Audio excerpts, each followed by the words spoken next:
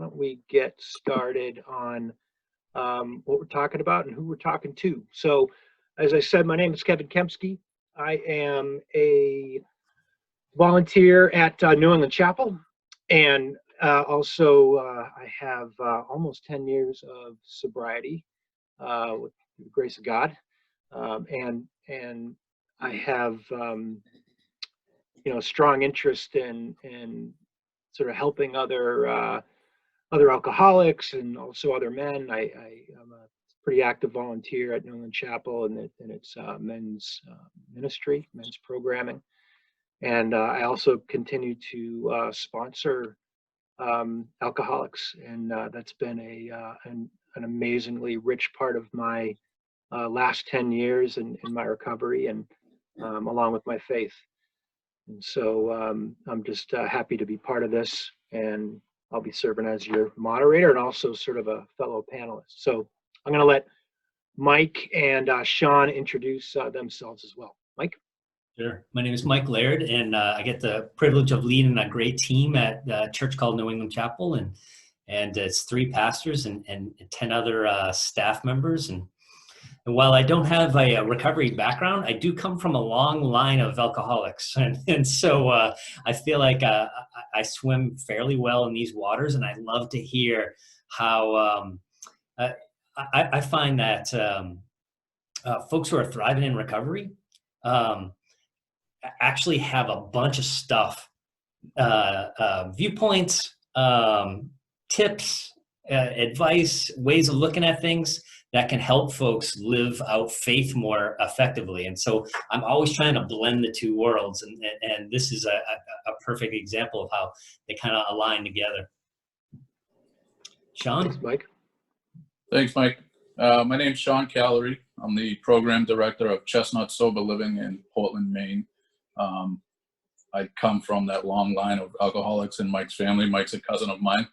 I have about 2.5 years sober, very actively involved in the program, a number of sponsees, and I also run a staffing agency here in Portland, which is very close to the shelter in Portland, Maine, and many of my temps are people down on their luck, mental health issues, alcoholic, drug addicts. So I see a different way of life, a life where I've been, and it's helped me, tremendously, with my alcoholism and being where I'm at today. Awesome. Thanks, fellas. Cool. So with that, we're going to get into the kind of message for tonight, and I'm going to turn it over to Mike Laird. He's going to tell us about why football and faith and recovery have some good links, and at least in the message that Mike has today, I think that you'll enjoy it. It's an interesting way of looking at things. Both Sean and I have had a chance to look closely at Mike's message that he proposed to us when he roped us into doing this together, and we're behind it. We think it's a really, really strong message, great way to kind of look at being in recovery and just strategies for living. And I think most of us will be able to find ourselves in any one of these different strategies. So Mike, I'll turn it over to you. Thanks. Yeah. I had a friend ask, hey, I can understand the recovery and faith, how they go together, but where does football come into play? That's kind of weird. And it was really just natural. So for me, the content of this came about when thinking about all the ways when we're stuck on autopilot, all the ways that we don't even realize we're doing it, all the ways we sort of either come to or try to overcome our suffering, our adversity, our problems, our stress in our life. And so I came up with about 5 different ways in which we handle it. Some of them are effective, some of them aren't. And as I started to try to describe them, I found myself falling into football metaphors each time. And I'm like, wow, actually all 5 of these fit perfectly as a football metaphor. So that's how this came about.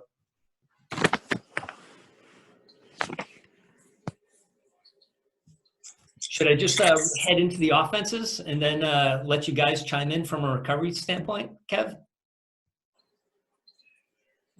Yeah, I think That'd be great, Mike. One sort of thing to preface all this with is that in my own personal experience in recovery, the thing that I think I was really lacking was that thankfully I found in AA and through a sponsor is that but up to that point I was kind of just living a life that I was really just figuring it all out on my own, and I came from a family that was very supportive, and but I'm one of 5 kids, and as you can imagine, parents get sort of stretched between 5 children, their relationship with each other as spouses, and careers, and just kind of running a household. There's a lot that and I don't blame my parents, but there's a lot that you don't learn or aren't taught. And you get to adulthood and you sort of just got to try to figure it all out. And that's where I was. And when I come from a long line of alcoholics as well. My father, my brother, grandparents, aunts, uncles, a few have died of this disease. And so, trying to figure out life, even without that, is difficult. But when you find yourself addicted to alcohol or drugs or an unhealthy lifestyle, I was trying to throw everything at life that wasn't working. And certainly when I hit recovery, that was at the point at which I actually started to learn more about life and how to live it the right way. And I don't know if I would have figured that out if it wasn't for recovery. So I can count that as a blessing. Anything you want to add to that, Sean? No, I agree. Just, something you said about, you didn't figure out life yet. For me, I almost felt like life was figured out for me. My first job was at the Bricker House Correction, where my father had worked for 32 years. And almost in the neighborhood I grew up with, you wanted to be 2 things. You wanted to be a good athlete and you wanted to be tough. And I think I almost mastered both of those without wanting to. So I was at a point in my life where everything was mapped out. Like I said, I went to the prison to work. I started coaching sports. I was doing stuff almost that was planned for me. I had an unhappiness there. I was very fearful doing all those things. So I didn't really know who I was. And I explain that often when I share my story that, it took me 33 years, and even still now, 2.5 years sober, I don't exactly know who I am, but I know I wasn't that guy.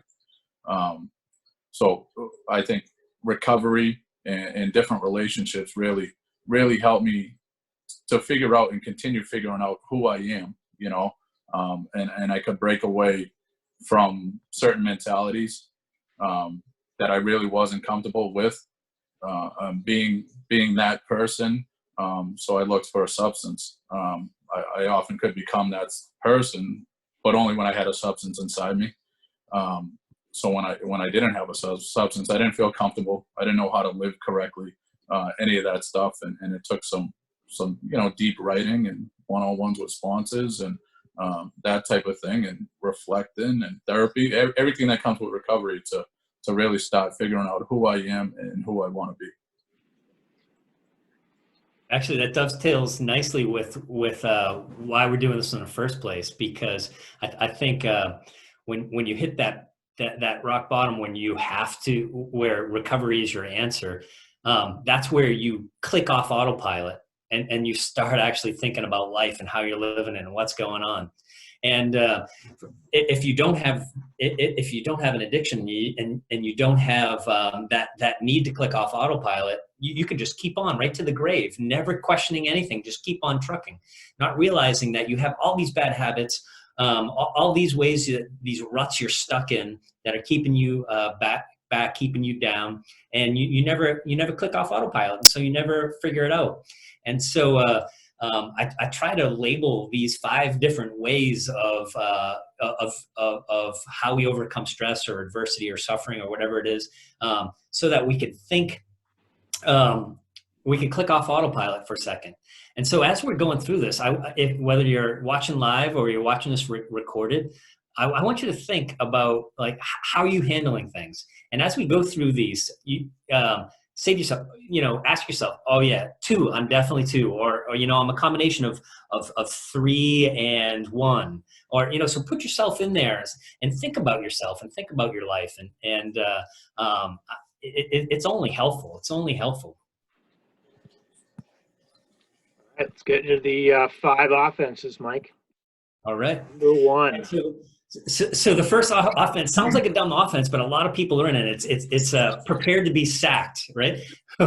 If Belichick rolled that out, we'd all be like, what? But it's this idea of you've heard some people would express it in you reap what you sow, or maybe like karma. If you do something bad, it's going to come around and bite you in the end, or what goes around comes around, and so this kind of offense basically says if there's anything wrong in your life, if there's anything bad in your life, it's because of the dumb things you did in your life, and so you deserve this suffering. So just take it, and just take the sack. Now you'd say, like, who in the right mind would roll out this offense in life? Again, it's autopilot. We're stuck on autopilot, but we know people like this. Have you ever saw someone who just resigns themselves to their circumstances, and you think, like, why don't they do something? Why don't they break out of that? Why don't they get some help? Why don't they XYZ?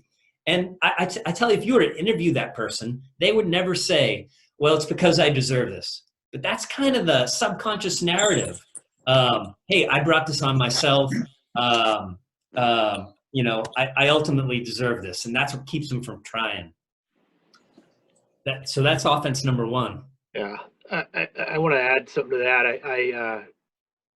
I think at some point in my life, I subscribed to that theory when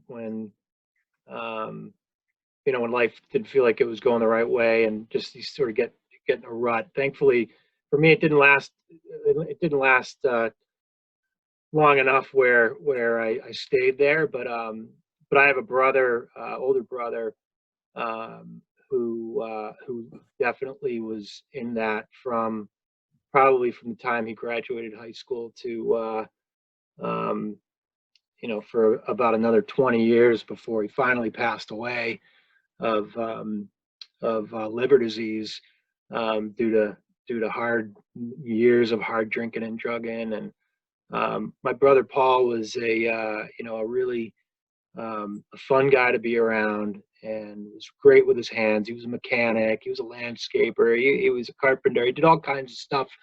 But the thing that he couldn't get out of was his own way, and he lived he lived with that prepare to be sacked kind of life approach. He had dreams, but he never tried going for them, because it just or if he did, the disappointment would be there, and he'd always blame it on the fact that he's a rotten person, that he's a loser, that life is not fair, and I think a lot of it was his addiction and not being sober all that often. I think really clouded it, made his depression a hell of a lot worse as well. But it was tough to see. It was frustrating as a brother who loved him, and the rest of my family, because we wanted so much different for him. We wanted him to succeed. We felt he was right on the cusp of actually breaking out of that and making a difference. And many times in and out of recovery and sober houses, and a few interventions over the years, and he would disappoint again. It was tough. It was tough to see that. I think self-worth, in early stages of recovery is hard to come by. It's one of the most frustrating things in directing a sober house, because when you've had a little bit of recovery and a little time, my biggest thing is I see things differently. So I see some guys in the house with all the talent in the world, but to them, they don't have it. And, you hear it all the time in meetings. People stay stuck because the self-worth isn't there. One of the things that jumped out when Mike sent this, I was an athlete. I played football, pretty competitively. I never got to that point, even in early stages of recovery, and that might be my ego, which is huge and all that. But I used to tell myself, you don't belong here. Like, not in the pro, but at this stage, you can do better. So I was always competing against myself. In the early stages of my recovery in the sober house, the owner, the manager, watch him, it was almost a way to keep me competitive. He'll probably only stick around a couple weeks. He'll be gone, So for the first 6 months before I started taking the suggestions, I was doing it out of spite. I was going to stay sober. I felt as though I knew my worth and I wanted better. But I see so much in the houses and in the sober community where people just don't see their worth. They stay stuck. Everything that comes to them, they deserved it because of, past actions or whatnot. And I see it take people out all the time. They just don't try to take the next step. There's just no growth in it. And that's one thing when I do one-on-ones, I just try to show them their worth. What do I see? What are their, what positives can they bring to the house, to other people, to their families and stuff like that, and just try to get momentum in order to grow to the next step. That's good. That's good. Actually, that worth comes in. I'm going to make a mental note to bring it back up in offense number 5. So that's cool. Should we look at the second one? Yes. The second one also sounds like a bad offense, but again, it's pretty common. If you don't try to score, the defense won't try to stop you. And yeah, again, you can't. Yeah, I mean, what would that look like on the football field? Basically, everybody lateraling it sideways, and but in life, basically, what this offense says in real life terms is. It basically says if you don't want anything like good, then when you don't get it, you won't suffer. So if you don't love, like really risk yourself, really be vulnerable in love, then you won't get hurt. If you don't care, then you won't be let down. I think this is a big New England male thing, right? Stop wanting things, stop loving things, and then you won't suffer when they're taken away or when they change.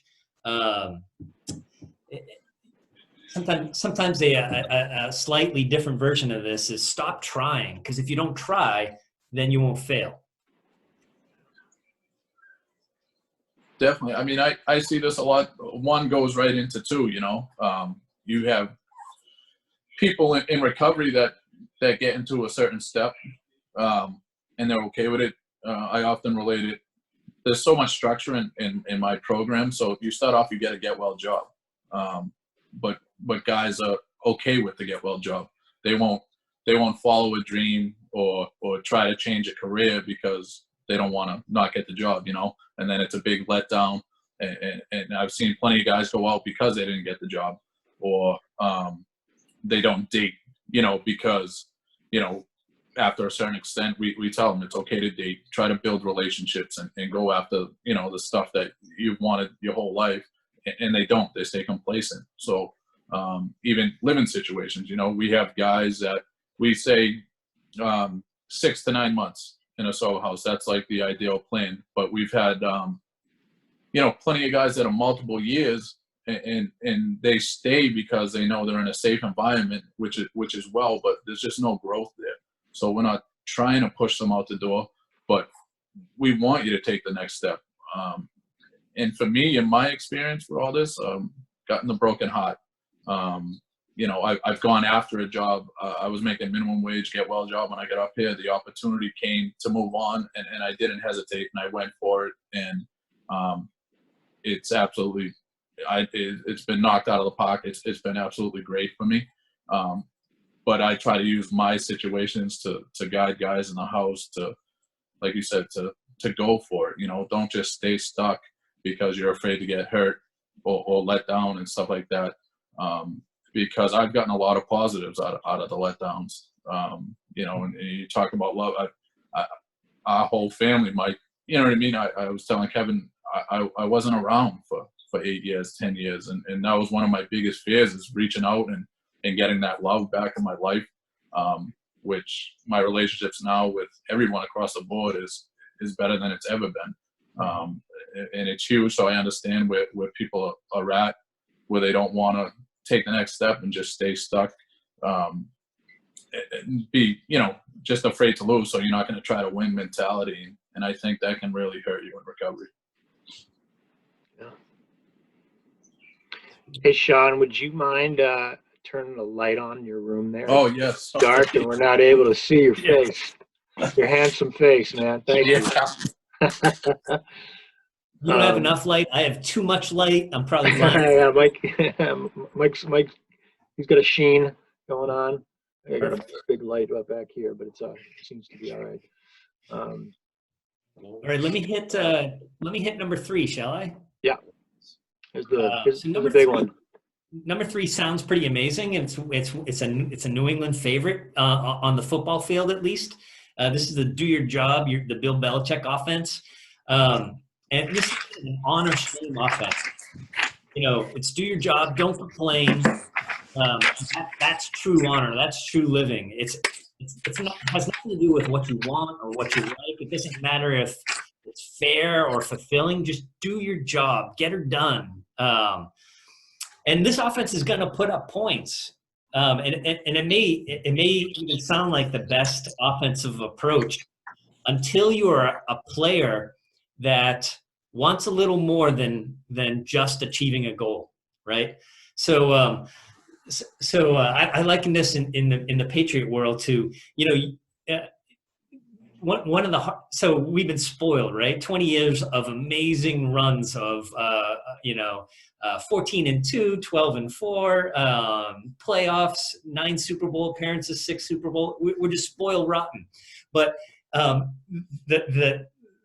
guess what's the opposite of a silver lining? The poop lining to that kind of victory is you get attached to a player and you love a player, and then boom, they're gone. You know, Logan Mankins, Mike Vrabel, Deion Branch, Richard Seymour, Ty Law, Lawyer Malloy.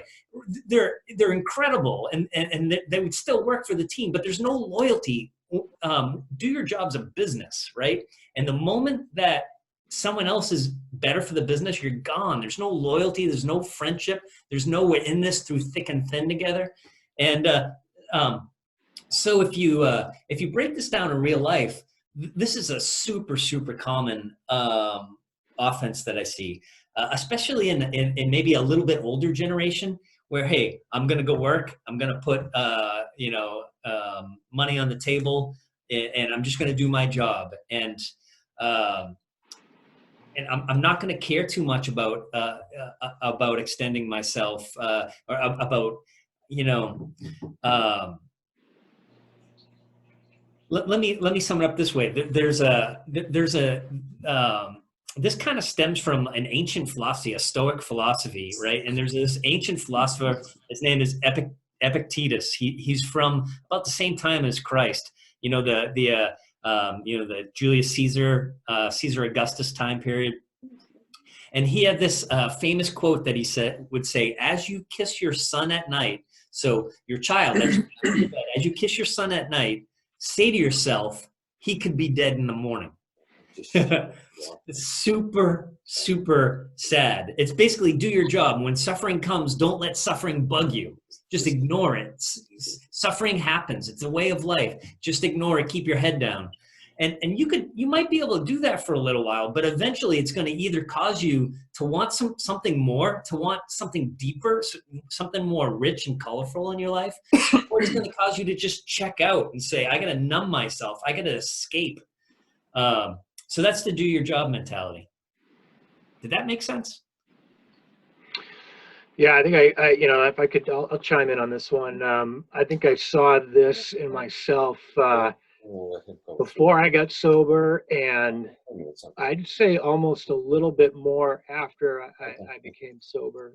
So there's sort of risks on both sides of recovery for this sort of life philosophy of doing your job. And the reason for that is, as a drunk, I absolutely I was functional, at least to the extent that I had a career. I was pouring myself into it. And my reward would be, getting lit up on business trips with expense accounts, or it would be dealing with this, climbing into a bottle because I had so much stress and anxiety about what was going on and the job that I had, and trying to hold everything together, that I needed the escape, like Mike said, and I needed the relief. So that was one thing that really made it hard to sort of, keep pushing through, muddle through. On the other side of recovery, it's also something that can very easily bite you. And for me, I think it has, in fits and spurts. I poured myself into my recovery, and I remember, doing lots of meetings every week, and then, meeting with a sponsor, but then also starting to get into sponsoring other guys, sponsoring 2-3 guys at a time, having multiple meetings a week, and trying to, be a husband and be a dad and have a career, and you can imagine the sort of relationship effects that has, especially on, the people who are closest to me. And so you can really easily kind of twist this around, and in a recovery state as well. And so it's something I've seen it play out in my life in both ways. What about you, Sean? I had told Mike when we went over this earlier, like, this is the stage I feel I'm at in my life right now. And in the beginning, in sobriety, I think it's great. Do your job, that mentality, hit your required meetings, those sorts of things. In sober houses, you got the chore list and you got curfew, and it's great. And I was telling you, Kevin, for my first 6 or 7 months, I didn't take suggestions, and this is what willed me through it. I had my routine. I never missed a chore. I never missed a meeting, and I was all business. And I tell Mike knows my father. His line is, and he's old school. He's a very tough guy. Put your pants on and go to work, Sean. No matter what the problem was, that was the line I'd get. Whether I had a job or not, that was just the line. And I've carried it now at 2.5 years sober. I run a business. I run a staffing agency. I don't miss any work. I almost get so sucked into work that I lack in other areas. And the same goes with recovery. I have multiple sponsees, So where I feel I'm at right now is that I lack substance. I have no children. I've never been married. Dated a little bit in recovery, but so it's been good for me in a way. It keeps me busy, but it also, to me, it's keeping me distracted.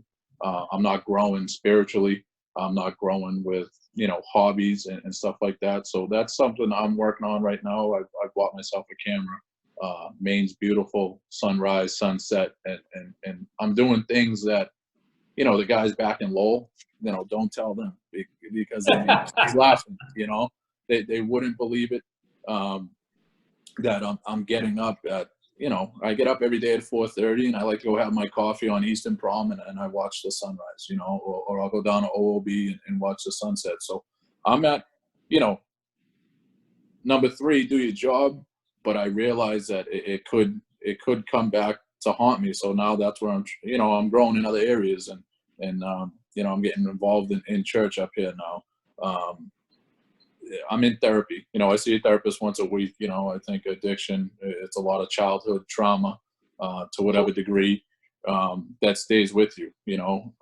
I've learned that my reactions now are really that, 14-year-old kid. And that's why I react, in immature ways, or my anger comes out and stuff like that. So I'm trying to avoid number 3. You know what I mean? It's been great for me. It's pushed me in my career. I've climbed fast, and that's all great and exciting. But, you know, I feel like I lack substance in other areas, and that's become the concentration for me, just to try to become more well-rounded. Yeah, that's a good point about. There are some definitely good things about do your job. You can very much grow in the practical sense to, especially in recovery, to kind of get yourself on track in the right way. And structure is a great thing for us alcoholics and addicts, most of us anyway. Even for my brother, who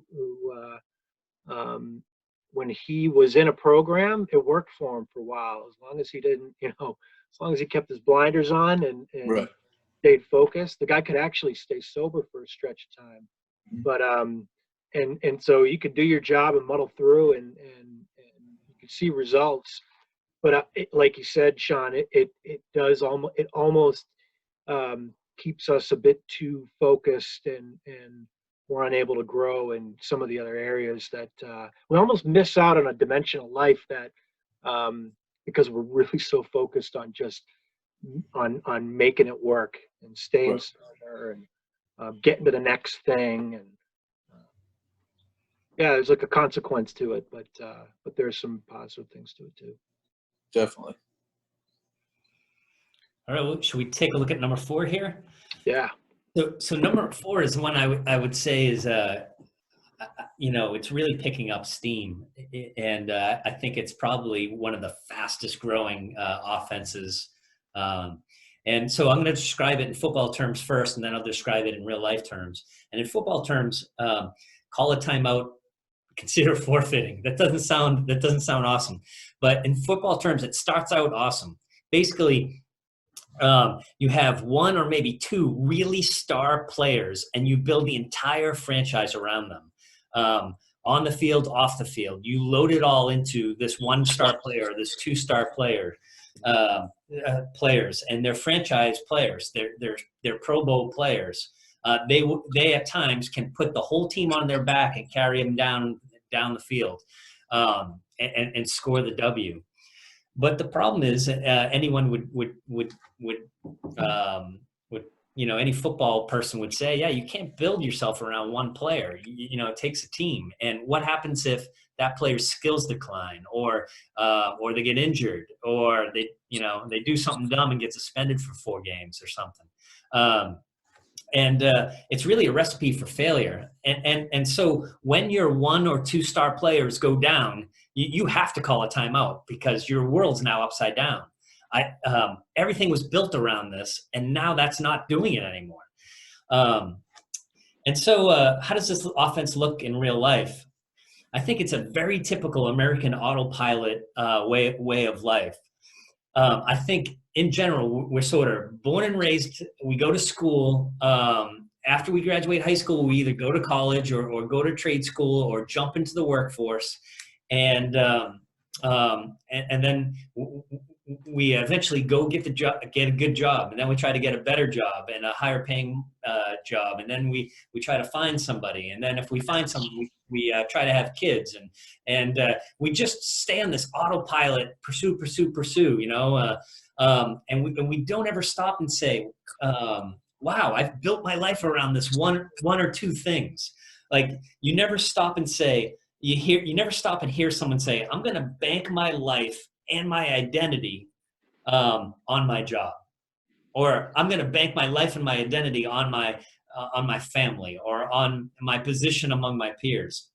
It just happens, and you don't realize that you've built your life around a couple key things until they stop winning it for you. Until whether it's divorce or layoffs or health issues or some kind of tragedy or something, until you realize, wow, man, I've oriented my life around 1 or 2 things, and now I'm lost. I'm kind of stuck. So suffering can really turn your world upside down. And the best thing you can do is really just call a timeout and try to run the clock out or something, or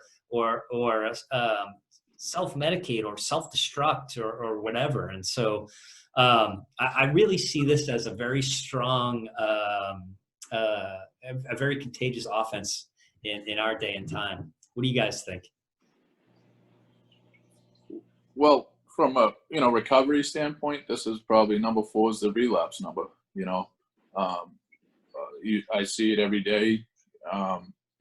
Guys put so much stock in to say a relationship with a woman. They get their heart broken, and the next thing it's unbelievable in recovery from a man's standpoint how a woman can take a guy out so quick, because that's insecurities and everything else comes into play, and then you finally get a woman and then she leaves you and you're ruined, you're devastated, and all those fears and insecurities come back, and I've seen guys just walk out of the house and it's right back everything they've done over time to get sober and be what they're at. They just throw it out the window. Same with career.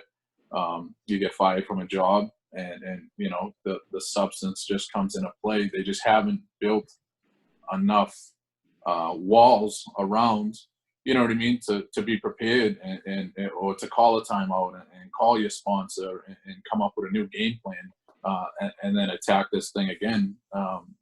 Like you said so many times, it's almost to give up and wave the white flag and you quit. That's something I think as an athlete and relating all this stuff to football and growing up in a athletic football family and sports and stuff like that competitive nature has helped me.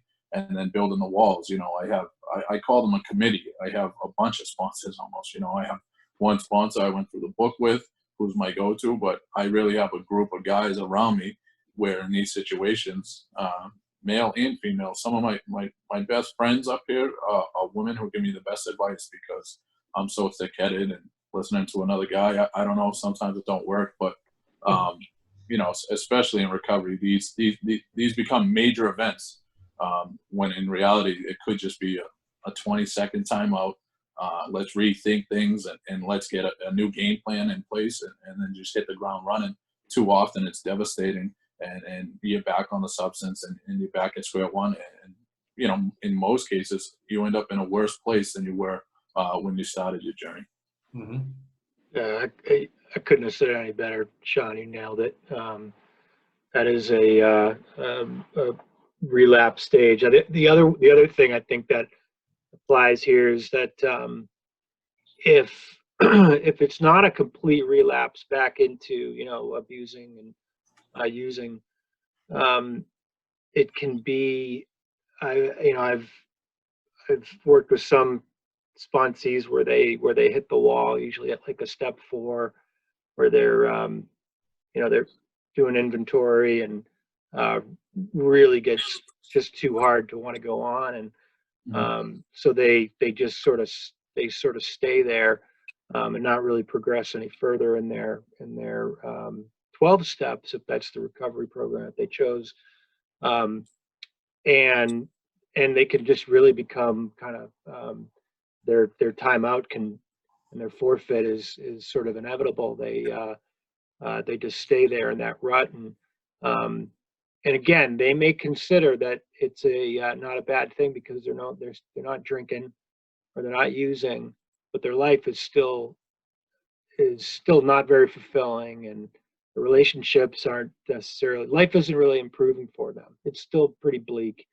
They can become cynical and jaded and cut off, and I think they still miss out on a dimension of life that's right there waiting for them to grow into. But it's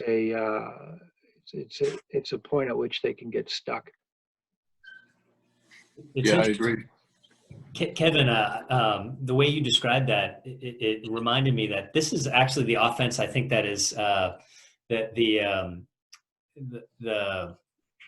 how do I word this? The most unhelpful when it comes to faith, because when that star player, whether it's job or girlfriend or whatever, when that goes south or sideways, I think people are quick to say, God, screw you for losing my job, or hey, you know what? Why did this happen?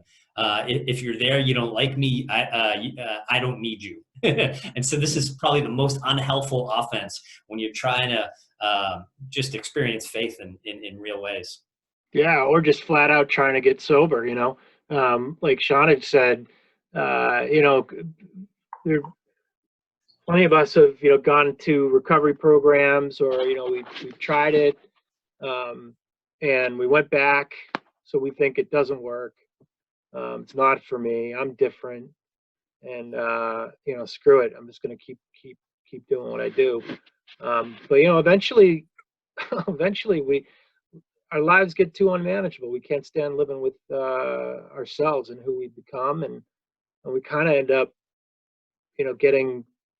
You can't stay in that state forever unless it's, unfortunately, some people stay in that and they never get out of it, and like my brother, it just ended up him not going anywhere on it, and to his own demise, unfortunately. But yeah, it's a dangerous place to be. It's a dangerous offense. Yeah. Well, let's look at the last one, right? This one's my favorite one because it allows me to relive the moments of Super Bowl 51. And this is the let's go one play at a time, or the Brady offense.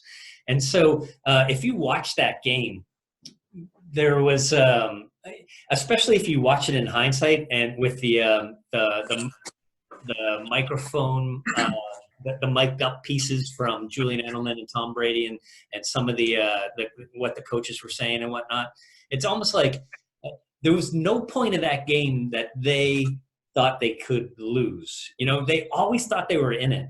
And so this one play at a time, let's go offense is, what if you knew that you were going to win the game? That by the time the fourth quarter clicked down, you were going to be you were going to be victorious. You were going to come up with a win. Can you imagine the freedom that would give you if you threw an interception and Brady did? You'd be able to bounce right back. If you dropped a pass and Edelman did, you would be able to bounce back and focus. If you knew, hey, I just got to take it one play at a time. I'm not a bad player. We're going to win. It would really free you up. Interception, shake it off. Strip sack, you'd shake it off. You get up and you just do your best the next play. You would be like, let's go. We just got to string one play at a time here. Eventually, we're going to win this thing. And so how does this play out in real life? Well, I want to say that this offense here is kind of the premise behind Christianity. And so let me phrase it. Imagine that no matter how dark or how desperate or how painfully crushing life could be, that in the end, you would be guaranteed a win. In the end, love would always win. You knew you were never alone. You knew that the creator and sustainer of all of existence was with you. That he loves you, that you were made in his image, so you are a star player, and he's giving you the strength and guidance you need. If you were running an offense like that, a life like that, where you knew no matter what, no matter if you failed, no matter if you lost your job, no matter if you lost a girl, no matter if, even death itself couldn't take the W away from you, you could live with incredible focus. You could, if you fumbled, you'd get right back up. 4th and long, no problem. You'd stay focused. Even if you're down 28-3 in the third quarter with 2 minutes and 8 seconds left in the third quarter, you'd still be able to focus because your worth isn't tied up in that play you just botched. Your worth is tied up in the fact that there's something bigger, there's something better, and that something bigger and better knows you, loves you, and is including you, and eventually is going to cause you to win. Even if it's not today, eventually when the clock kicks down to 0, you're going to get the win. So play every day as if you're going to win. that's really what Easter's all about. Easter's actually a celebration of this offense. On Good Friday, it makes it seem like it's 3-28. You're going to lose. Everybody thinks you're going to lose. It's Good Friday.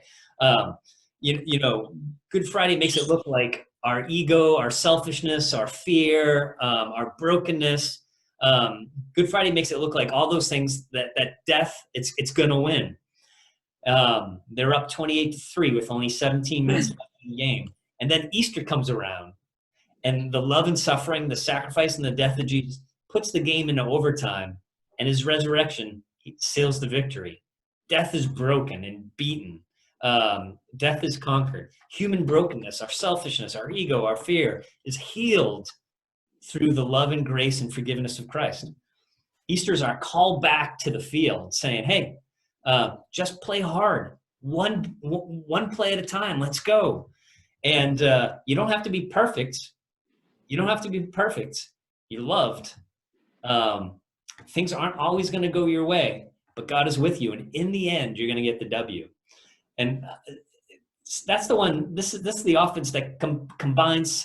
It has elements of do your job in it. It has elements of, it really amps up your worth because your coach who drafted you, maybe the metaphor is breaking down a little bit here, but who drafted you is the creator of the universe. So he sees something amazing in you. And even if you fumble, you're going back out in the field. You're his player. And so, that's the, I hope I was able to convey that quickly. We're going to spend more time on it, not in a football way, but we're going to spend more time on that on Sunday. Nice. Yeah, I think this kind of offense. This is where we want to spend our lives, right? This is really where we want to be, what we want to figure out, and not only our recovery, and to get there by having a recovery experience that makes us live on terms that are more spiritual, and that we really live out steps 1, 2, and 3, which after we admit that we're powerless over alcohol or drugs, and that our lives have become unmanageable. After we come to believe in a power greater than ourselves, that power could restore us to sanity, and then making a decision to turn our will and our lives over to the care of God as we understood them. I mean, this is where those 3 steps at the very beginning of the 12 steps are, they're probably the most fundamental, but for those of a hard time with faith, can be very quickly glazed over pretty quickly, and yet they form really the foundation of what it is to live a life in recovery that's successful. Because for me, I really had to have that spiritual experience. I mean, I did believe in God. I did have faith before I entered the program and went through the 12 steps. But I can say that I wasn't letting God into my darkest parts of my soul, my heart. I wasn't letting him into my drinking. But until I did, or after I did, it ended up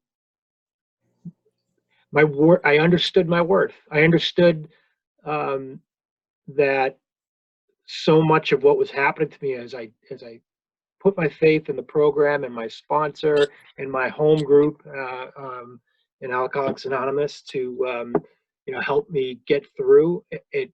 I ended up realizing that so much of what was happening in a good way was not of my doing, and that's something you hear in AA a lot when people do understand that where their higher power comes in to really help and to help us get to a state that we couldn't do on ourselves. And it's not just our home group or our sponsor. It really is. It becomes a spiritual way of life that kind of gets us a spiritual transformation, as Bill Wilson describes it, that gets us to that point where we can actually we could actually understand this fifth offense, this thing that Mike described. Because before that, when you're hopeless, whether you're at the bottom and you need to you need to detox and start climbing back out of the pit.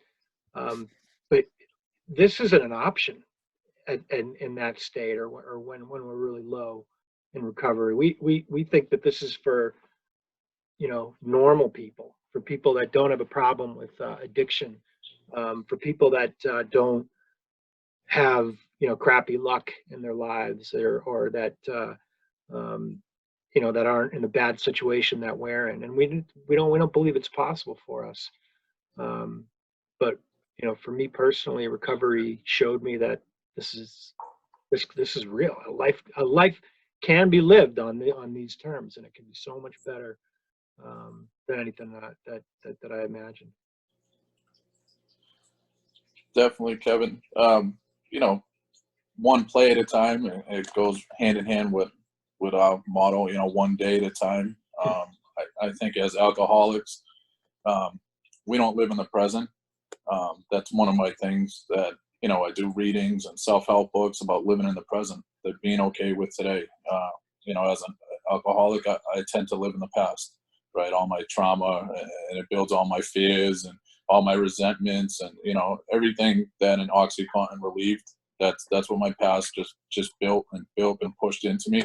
And a lot of time in alcoholism, it's a fear of the future, and those type of things. So, one day at a time, just really, hone it in. And then, on the spiritual side, it says, right, human brokenness. I mean, selfishness, ego, fear, that was my everyday life. And to an extent, it still is. But the biggest part of my recovery is the awareness of it, from working with sponsors and therapists and prayer. And it can be healed through love, grace, and forgiveness. I mean, that's the program in itself, and why I sponsor guys, and why, you know what I mean, I reach out to others, or I'm back in my family's life, stuff like that. Like, that love has softened me up, which is a great thing. And it's just the way that we should be. It's not easy for me.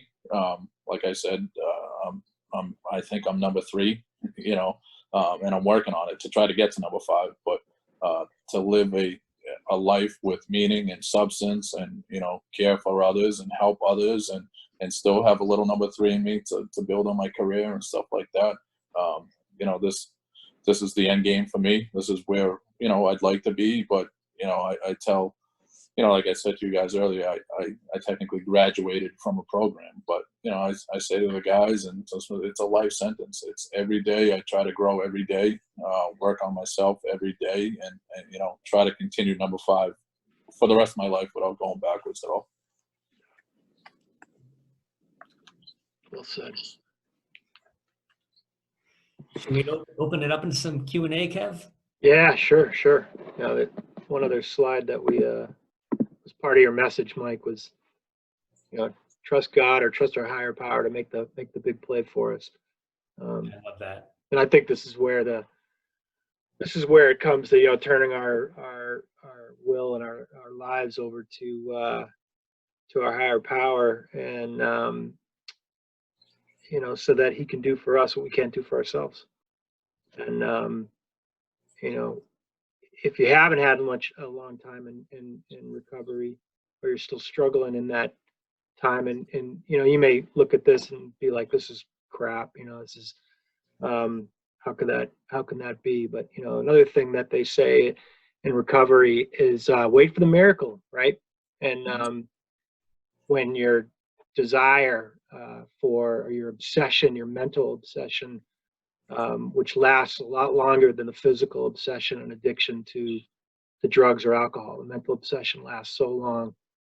But the miracle does end up happening, and you wake up one day and you realize, I'm not white knuckling this anymore. I'm not like really craving or not tempted by going out and hitting that packy on the way home.